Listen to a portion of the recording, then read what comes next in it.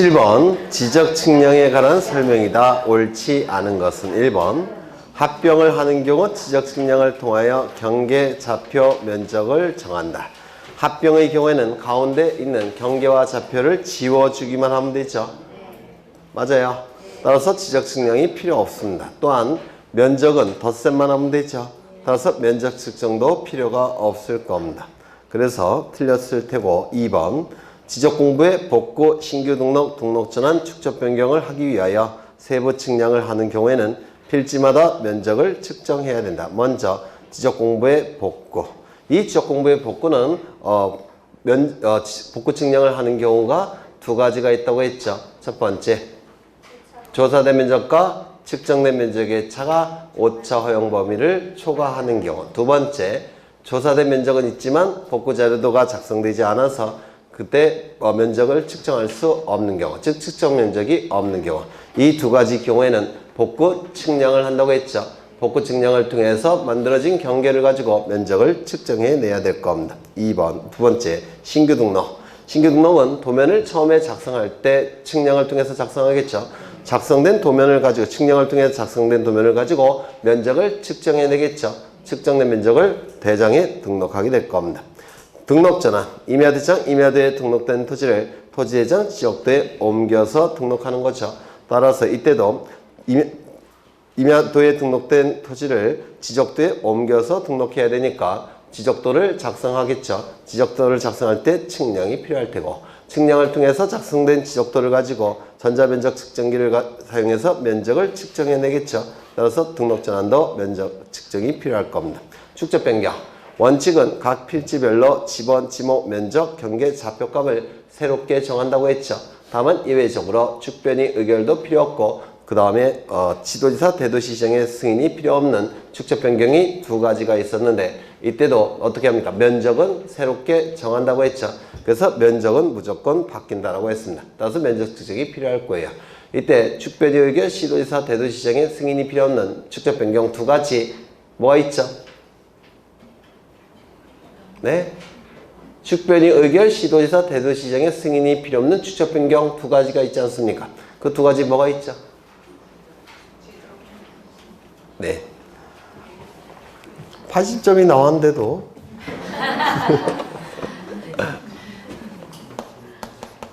축변이 의결도 필요 없고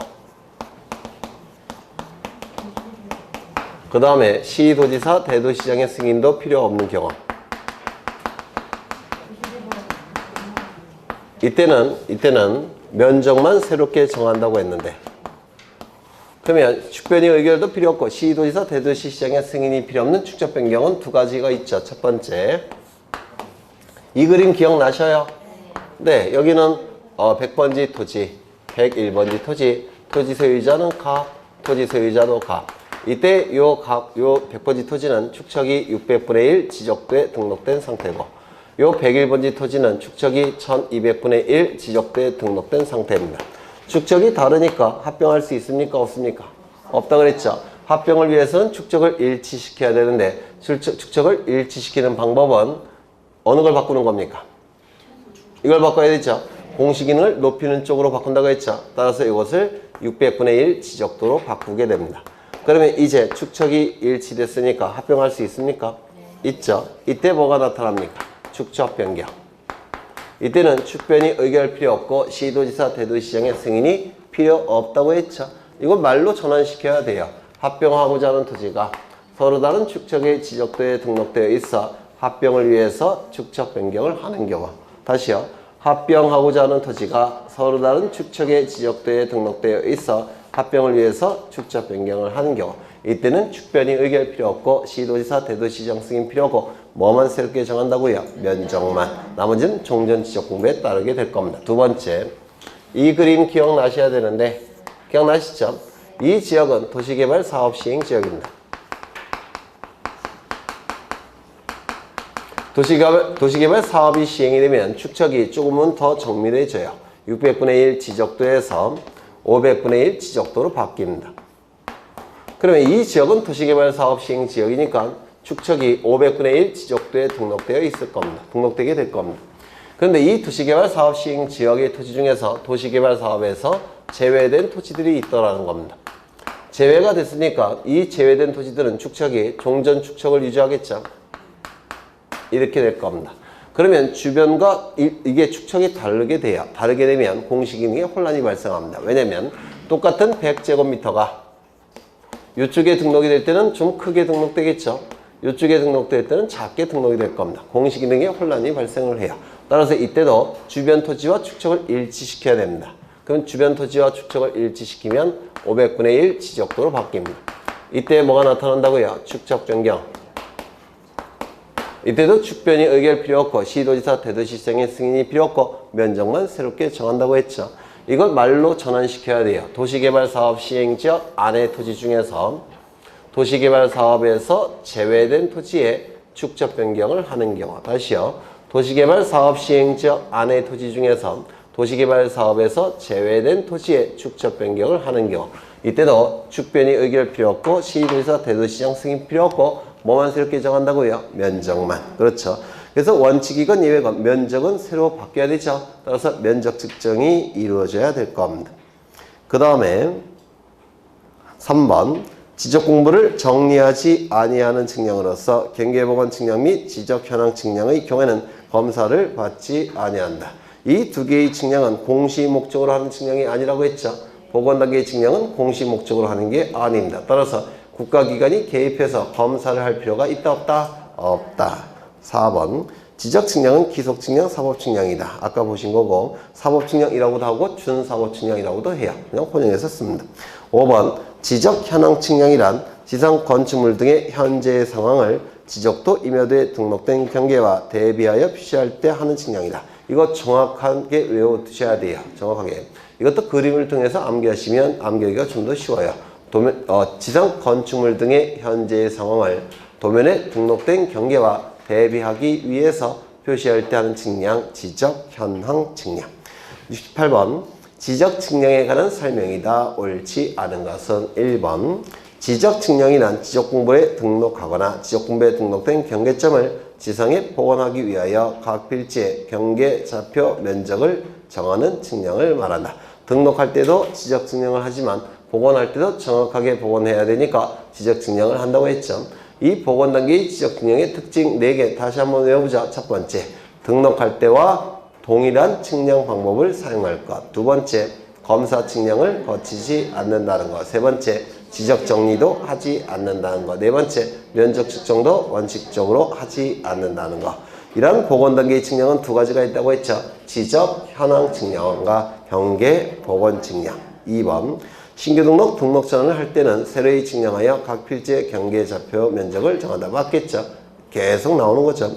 3번 지적 기준점을 설치하지 아니하고 의뢰인과 지적 측량 수행자가 합의하여 따로 기간을 정하는 경우를 제외한 지적 측량의 측량 기간은 5일, 검사 기간은 4일로 한다. 맞겠죠? 내년에는 이거를 공간정보법을 3회로 하지 않고 2회로 해야 되겠어요. 네, 워낙 범위가 작으니까 똑같은 지문을 낼 수밖에 없었어요. 네.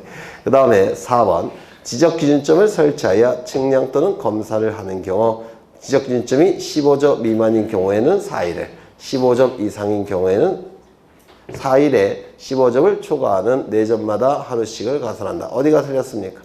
미만이 틀렸죠. 보통 하루에 4점 정도를 설치할 수가 있어요. 하루에 4점 정도를 검사할 수 있습니다. 그러면 4일이면 보통은 몇 점이 될까요? 16점 정도가 되겠죠. 그런데 15점을 기준으로 하니까 15점까지는 4일을 주는 겁니다. 15점까지는. 그래서 15점 이하가 돼야 됩니다. 그렇죠? 15점까지는 4일을 가산해 주고 15점을 초과할 때는 매 4점마다 하루씩을 가산한다고 했죠. 그래서 틀린 지문이 될 테고 지적 측량 의뢰인과 수행자가 서로 합의하여 따로 기간을 정하는 경우에는 그 기간에 따르되 전체 기간의 4분의 3은 측량기간, 전체 기간의 4분의 1은 검사기간으로 본다. 맞겠죠? 19번 지적 측량 수행자가 실시한 측량 성과에 대하여 시도지사, 대도시장 또는 지적소관청으로부터 측량 성과 검사를 받지 않아도 되는 측량은 당연히 지적 현황 측량이겠죠. 20번 지적 기준점 성과와 측량 기록의 보관 및 열람 등에 관한 설명으로 틀린 것은 이것도 표를 암기해 달라고 부탁을 드렸는데 기억나실 거예요.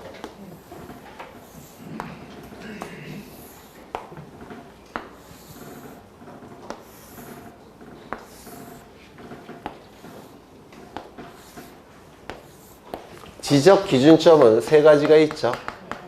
뭐가 있습니까? 지적 삼각점, 지적 삼각점. 그 다음에 지적 삼각 보조점, 지적 삼각 보조점. 그 다음에 지적도 근점. 옛날에는 4개가 있었어요. 지적 위성 기준점이라는 것도 있었는데 지적 위성 기준점이 이 지적 기준점에서 빠져서 국가 기준점으로 이사를 갔습니다. 그래서 지금의 지적 기준점은 3개예요. 지적 삼각점, 지적 삼각 보조점, 지적 도근점. 이때 이러한 기준점은 누가 설치를 하느냐? 누가 설치합니까? 지적 소관청이 설치합니다. 그리고 이것도 지적 소관청이 설치한다고 했죠. 그 다음에 이것도 지적 소관청이 설치를 할 겁니다.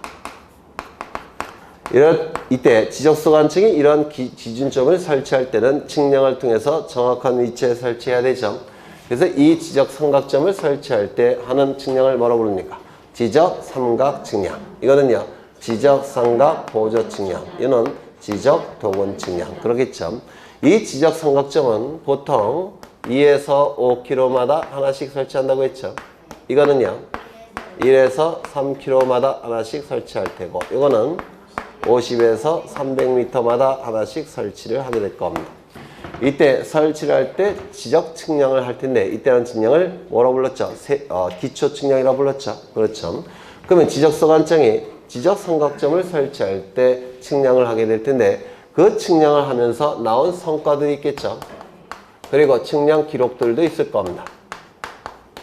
이 지적 측량 성과와 지적 삼각점 측량 성과와 측량 기록들은 누가 보관하고 누가 관리하느냐, 이게 문제가 되는데, 이거는 누가 보관하고 관리한다고 했습니까? 시도지사가. 이거는요, 지적 소관청이. 그 다음에 이거는 지적 소관청이 보관하고 관리한다고 했죠.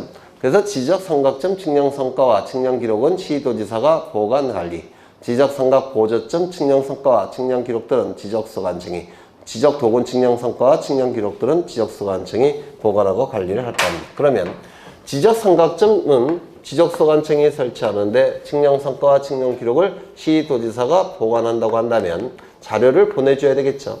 보내주고 통보를 해야 될 겁니다. 그런데 이런 것들은 자기가 설치하고 자기가 보관하는 거니까 통보를 하는 건 말이 안 되죠. 그렇죠.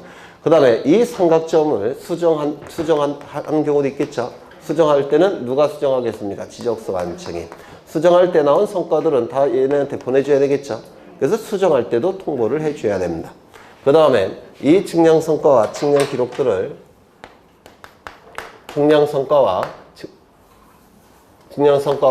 측량 기록들은 일반 국민들도 열람이나 등본 발급을 신청할 수가 있는데,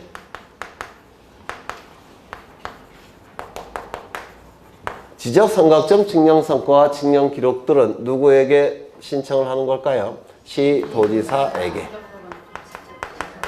이거는요, 지적 소관청에게. 보관하고 있는 자에게 신청하겠죠. 지적 소관청에게. 그런데 지적 삼각점 측량 성과와 측량 기록들을 보관하고 있는 시도지사에게 신청해야 된다면 시청 소재지, 도청 소재지까지 직접 가야 되죠. 너무 멀어요. 따라서 전산망이 다 연결되어 있고 국민의 편의를 위해서 누구에게도 신청할 수 있게끔 바꿔놨다고 했죠. 지적 소관청에게도 신청할 수 있게끔 법을 개정했죠. 그래서 이거를 좀 기억해 두셔야 돼요. 이게 제일 중요해요. 그렇죠. 그러면 지문을 보시면 시도지사나 지적소관청은 지적기준점 성과와 측량 기록들을 보관하고 관리해야 된다. 그렇죠. 시도지사나 지적소관청이 보관하고 관리를 하게 될 겁니다. 2번, 지적삼각점 성과를 열람하거나 등본을 발급받으려는 자는 시도지사에게 신청해야 된다. 이건 옛날 조문이에요. 지금은 바뀌었죠. 시도지사 또는 지적소관청. 맞아요. 시도지사 또는 지적소관청 이렇게 고쳐야 되겠죠.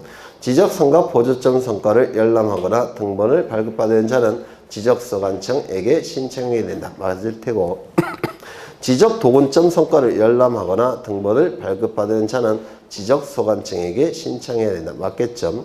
시도지사나 지적소관청은 지적기준점에 의한 증량성과와 증량기록을 보관하고 일반인이 열람하도록 해야 된다. 맞겠죠?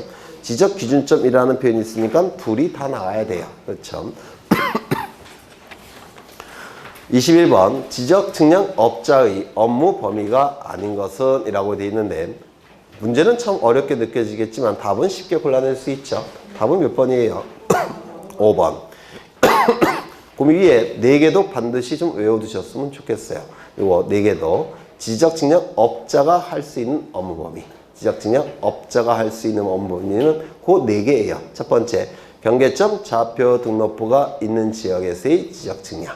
지적 제조사 측량, 그 다음에 지적 확정 측량, 그리고 지적 전산 자료를 활용한 정보화 사업. 요 4가지를 지적 측량 업자가 할 수가 있습니다. 요 4개 좀 외워두시고요. 22번 공간 정보의 구축 및 관리에 관한 법령에 의한 중앙지적위원회의 심의 의결 사항이 아닌 것은 먼저 정답은 쉽죠. 몇 번이에요? 2번이겠죠. 축적 변경 계획에 관한 건 누가 하는 겁니까? 축적변경위원회가 하겠죠. 그 다음에 중앙지적위원회는 5개의 업무를 할 수가 있죠. 5개. 5개 꼭 외워두셔야 돼요. 지방지적위원회의 업무사항은 뭡니까? 지방지적위원회. 지방지적위원회는 업무 범위가 하나밖에 없어요. 그렇죠. 적부심사 청구에 대한 심의 의결.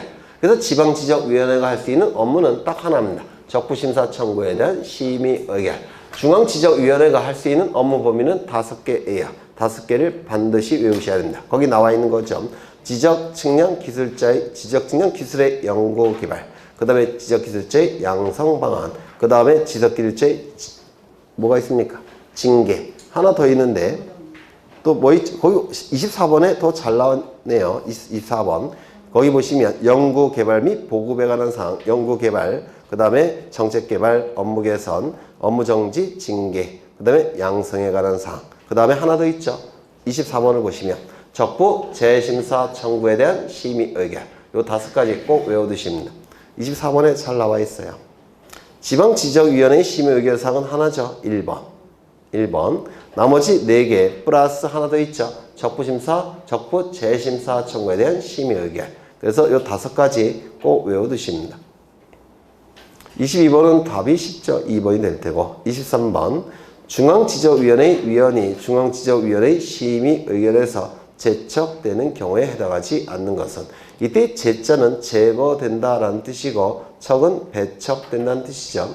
그래서 일정한 경우에는 중앙지적위원회 위원은 그 심의 의결에서 제거되고 배척이 되는데 언제 제거되고 배척이 될까요? 공정성 확보가 어려울 때. 그때 제거되고 배척이 되죠. 그래서 이런 문제는 이게 기출문제인데요. 이거 읽어보시면 다 골라내실 수가 있으셔요. 첫 번째, 위원이 해당 안건의 당사자와 친족이거나 친족이었던 경우 공정성이 어렵죠. 공정하게 심의 의결하기 어렵겠죠. 2번, 위원이 해당 안건에 대하여 증언, 진술, 감정을 한 경우.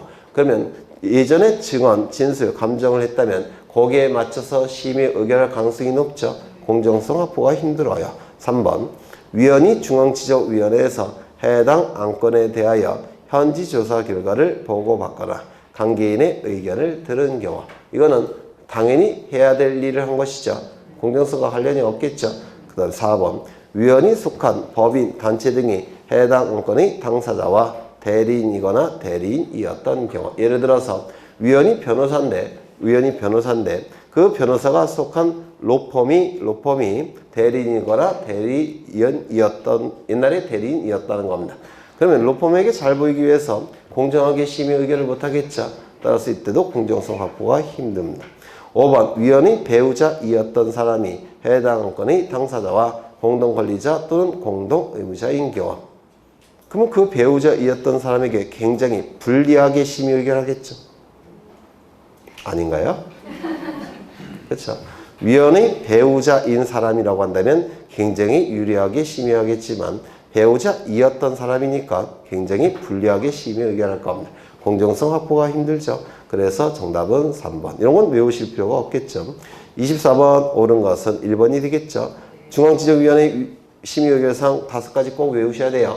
거기 4개 플러스 하나 더 있죠. 적부 재심사 청구에 대한 심의의견. 25번 정답이 몇 번인가요? 2번이 되겠죠. 네.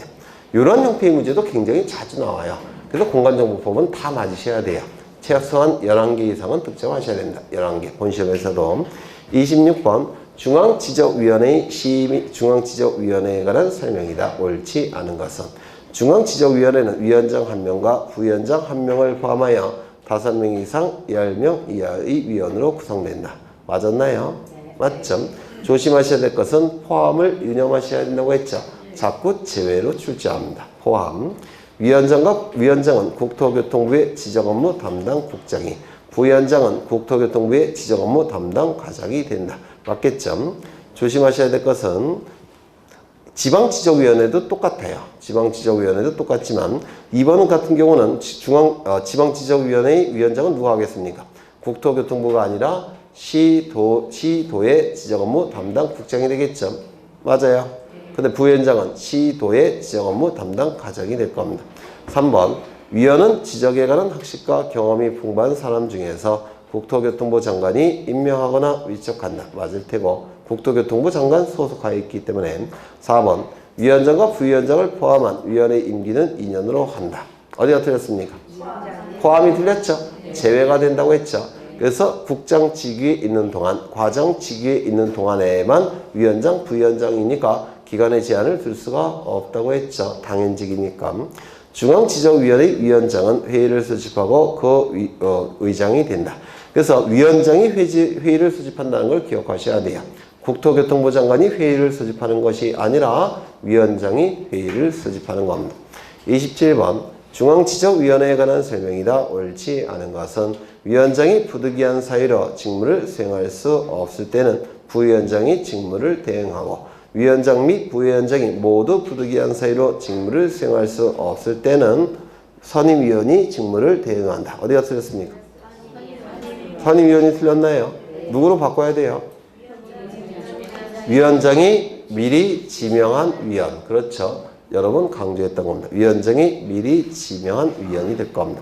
2번 중앙지적위원회는 관계인을 출석하게 하여 의견을 들을 수 있으며 필요하면 현지조사를 할 수 있다. 맞겠죠?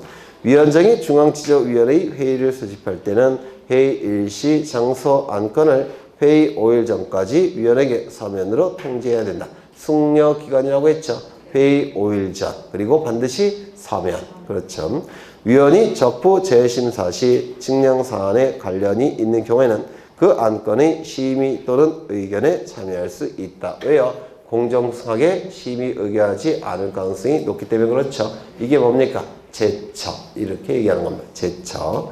중앙지적위원회는 국토교통부에 든다. 맞겠죠? 네.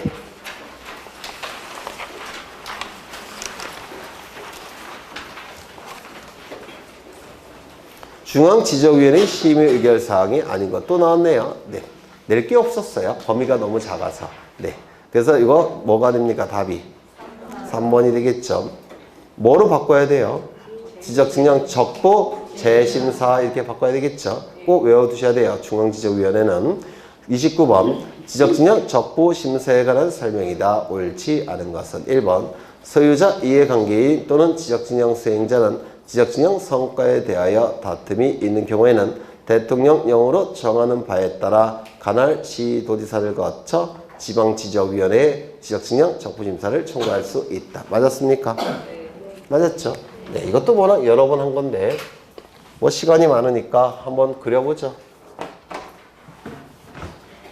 한 문제 정도는 거의 매해 출제가 돼요.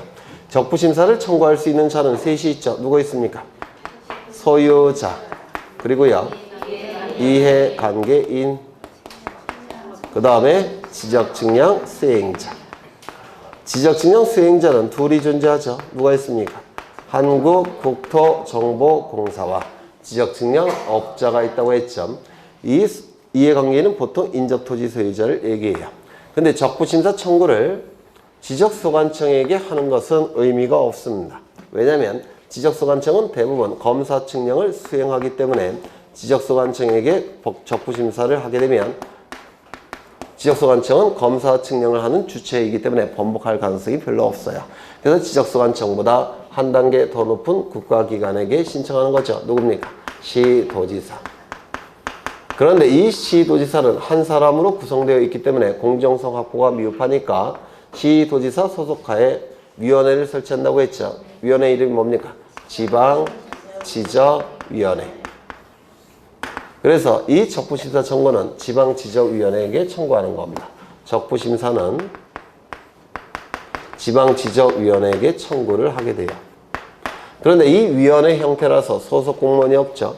소속 공무원이 없어서 잡무를 처리하기가 힘드니까 잡무는 이 시도지사가 처리를 해줘야 돼요. 따라서 청구서는 누구에게 제출한다고 했죠? 시도지사에게 청구서를 제출한다고 했죠. 적부심사 청구서는 시도지사에게 제출을 하게 됩니다. 이를 우리 공간정보법은 시도지사를 거쳐 지방지적위원회에 청구한다. 대통령령에서는 지방지적위원회에 제출한다. 이렇게 표현한다고 했죠. 결국은 청구의 상대방은 둘이 되는 겁니다. 제출의 상대방도 둘이 되는 거예요. 그걸 뭐라고 표현하냐면 시도지사를 거쳐 이렇게 표현하는 겁니다. 시도지사를 거쳐. 그러면 청구서가 이쪽에 제출이 되면 30일 이내에 회부하겠죠. 30일 이내에 회부가 이루어지게 되면 이 지방지적위원회에서는 60일 동안 열심히 심의하고 의결할 테고, 사안이 복잡한 경우에는 의결로서 30일 이내에서 한 번만 연장이 가능하죠. 의결로서 연장을 결정하는 겁니다. 의결이 이루어졌다면 지체 없이 성부할 테고, 성부를 받은 시도지사는 7일 이내에 통지하겠죠. 누구에게 통지한다고 했습니까? 네? 청구인 및 이해관계인에게 통지한다고 했죠. 청구인 및 이해관계인에게. 요 밑을 꼭 기억해 달라고 부탁을 드렸습니다. 이때 소유자가 청구했다면 둘이 이해관계인이에요. 얘가 청구했다면 둘이 이해관계인입니다. 얘가 청구했다면 둘이 이해관계인이에요. 따라서 이 이해관계인과 이 이해관계인은 같은 용어를 쓰고 있지만 의미는 달라요. 이건 좀 더 넓은 개념입니다. 즉 누구에게 통지하는 겁니까? 전원에게. 전원에게 통지를 하게 돼요. 이때 7일 이내에 통지하는 거 맞습니까? 네, 7일 이내에 통지할 겁니다. 통지할 때 재심사를 청구할 수 있음을 서면으로 알려야 된다고 했죠. 그래서 재심사 기회를 반드시 부여해야 돼요. 보통은 재심사 청구할 수 있는지를 모르는 경우가 있습니다. 따라서 재심사를 90일 이내에 청구할 수 있음을 반드시 서면으로 알려야 됩니다. 그러면 이 통지를 받은 자는 재심사를 청구할 텐데 며칠 이내에 청구하는 겁니까? 90일 이내에 청구하겠죠. 이 청구는 한 단계 더 높은 국가기관에게 청구하는 거니까 누구에게 가야 됩니까? 국토교통부 장관에게 가야 되겠죠. 그런데 이 국토교통부 장관도 한 사람으로 구성되어 있으니까 공정성 확보가 미흡해요. 따라서 소속하에 무엇을 설치합니까? 중앙지적위원회를 설치하겠죠. 그래서 중앙지적위원회에게 청구하는 겁니다. 다만 위원회 형태니까 잡무를 국토교통부 장관이 처리를 해줘야 돼요. 따라서 청구서는 누구에게 제출합니까? 국토교통부 장관에게 청구서를 제출하죠. 그래서 적부 재심사 청구는 누구에게 하는 거냐면 중앙지적위원회에게. 재심사 청구서는 누구에게 제출한다고요? 국토교통부 장관에게 제출하는 거죠. 이를 우리 공간정보법은 국토교통부 장관을 거쳐 중앙지적위원회에 청구한다. 대통령령에서는 국토교통부 장관을 거쳐 중앙지적위원회에 제출한다. 결국은 둘이 다 청구의 상대방이고 둘이 다 제출의 상대방이라는 뜻이에요. 그래서 거쳐라는 표현이 반드시 있어야 됩니다. 그렇다면 여기는 제출이 됐으면 30일 이내에 회부할 테고, 그러면 이 중앙지적위원회는 60일 동안 열심히 심의하고 의결하겠죠. 의결은 위원회 위원 과반수 이상이 출석해야 되고 출석한 위원 과반수 이상의 찬성이 있어야 될 겁니다. 사안이 복잡한 경우, 즉 부득이한 사유가 있는 경우에는 의결로서 30일을 넘지 않는 범위 내에서 한 번만 연장할 수가 있죠. 의결이 이루어졌다면 지체 없이 송부할 테고. 그러면 송부받은 국토교통부 장관은 7일 이내에 통지하겠죠. 7일 이내에 통지하게 될 겁니다. 그리고 의결서 4번을 보냅니다. 그리고 의결서 4번을 보내게 돼요. 이때 이 의결서 4번을 보낼 때는 이때 의결서도 있겠죠. 이 의결서 4번도 같이 보냅니다. 그러면 이 지적소관청은 이 의결서 4번에 따라서 성과를 수정한다든지 또는 오류를 정정하게 될 겁니다. 이때 이 오류 정정은 의결서라는 명백한 자료가 있으니까 직권 정정에 해당이 된다고 했죠. 기억나셔요? 그리고 여기 의결이 이루어질 때 의결서에 위원장과 참여한 위원 전원이 서명하고 날인한다고 했죠. 이때 이건 미시입니까? 또는입니까? 미시라고 했죠. 기억나셔요? 이 미스로 보통은 이건 사인하는 거죠. 이거는 도장 찍는 거죠. 그런데 한 사람이라고 한다면 서명해도 되고 또는 날인해도 되겠죠. 맞아요. 그런데 이거는 전원이니까 이 의미는 뭐냐면 7명은 도장이 있습니다. 도장이 있으니까 7명은 날인하겠죠. 맞아요. 그리고 나머지 3명은 도장이 없어요. 도장이 없습니다. 그럼 날인할 수는 없고 뭘 하겠습니까? 사인하겠죠. 그럼 의결서에는 날인도 있고 서명도 있겠죠. 그래서 미스로 되어 있는 겁니다. 미. 이거 이해가 되셔요? 네. 그래서 이 경우는 또는이 아니라 미시라고 꼭 기억해 달라고 했죠. 보통은 서명 또는 날인이라고 표현돼요. 한 사람이 하는 거니까 도장을 찍든지 사인하든지. 근데 이 의결서 4번에 도장과 서명할 때는 이건 미스로 연결돼야 됩니다. 왜? 여러 명이니까. 일부는 날인하고 일부는 서명하고 이렇게 되니까 미스로 되어 있어야 됩니다. 그러면 문제를 보시면 1번 소유자 이해관계인 또는 지적증명 수행자는 측량 성과에 대하여 다툼이 있는 경우에는 대통령령으로 정하는 바에 따라 시도지사를 거쳐 지방지적위원회에 적부심사를 청구할 수 있다. 시도지사를 거쳐라는 문구가 반드시 있어야 돼요. 2번 지적진영 적부심사 청구를 받은 시도지사는 30일 이내에 일정한 사항을 조사하여 지방지적위원회에 회부해야 된다. 맞아요. 30일 이내에 회부하겠죠. 3번 지적진영 적부심사 청구를 회부받은 지방지적위원회는 심사 청구를 회부받은 날로부터 60일 이내에 심의 의결해야 된다. 다만 부득이한 경우에는 그 심의 기간을 해당 지적위원회 의결을 거쳐 반드시 의결을 거치는 겁니다. 의결을 거쳐 30일 이내에서 한 번만 인정할 수 있다. 최장 기간은 며칠일까요? 90일이 되겠죠. 3번 4번 지방지적위원회는 지적진영 적부심사를 의결하였으면 대통령령으로 정하는 바에 따라 의결서를 작성하여 시도지사에게 송부해야 되는데 위원장과 참석위원 전원이 서명 및 날인한 서명 또는 날인이 아니라 서명 및 날인한 지적진영 적부심사 의결서를 지체 없이 시도지사에게 송부해야 된다. 지체 없이 송부 기억하십니다. 지체 없이. 그리고 거기 위원장과 참석위원 전원이어야 돼요. 한 명이라도 빠지면 안 됩니다. 위원장과 참석위원 전원이 서명 및 날인한 이거 꼭 외우셔야 돼요. 그 다음에 5번을 보시면 시도지사는 의결서를 받은 날로부터 5일 이내에 지적진영 적부심사 청구인 및 이해관계인에게 의결서를 통지해야 된다. 7일이겠죠. 7일에 의결서를 통지할 때 재심사를 90일 이내에 청구할 수 있음을 반드시 서면으로 알려야 된다고 했죠. 그렇죠. 그래서 이건 5일이 틀렸을 테고 30번 지적진영 적부심사에 관한 설명이다. 옳지 않은 것은 1번 시도지사가 지적진영 적부심사 의결서를 지적진영 적부심사 청구인 및 이해관계인에게 통지할 때는 지적진영 적부 재심사를 청구할 수 있음을 서면이나 전화로 알려야 된다. 어디가 틀렸을까요? 전화로. 그렇죠. 의결서를 받은 자가 지방지적위원회 의결에 불복하는 경우에는 의결서를 받은 날로부터 90일 이내에 국토교통부 장관을 거쳐 중앙지적위원회에 재심사를 청구합니다. 맞겠죠? 90일 반드시 외우셔야 되고 지방지적위원회 또는 중앙지적위원회의 의결서 사보를 받은 지적소관청은 그 내용에 따라 지적공부의 등록상을 정정하거나 성과를 수정할 텐데 등록상 정정은 의결서라는 명백한 자료가 있으니까 직권 정정에 해당이 된다고 했죠. 지방지적위원회에 의결이 있은 후 재심사 청구 기간에 재심사를 청구하지 않게 되면 즉 90일이 경과가 됐으면 다시는 재심사 청구할 수 없겠죠. 확정이 된 겁니다.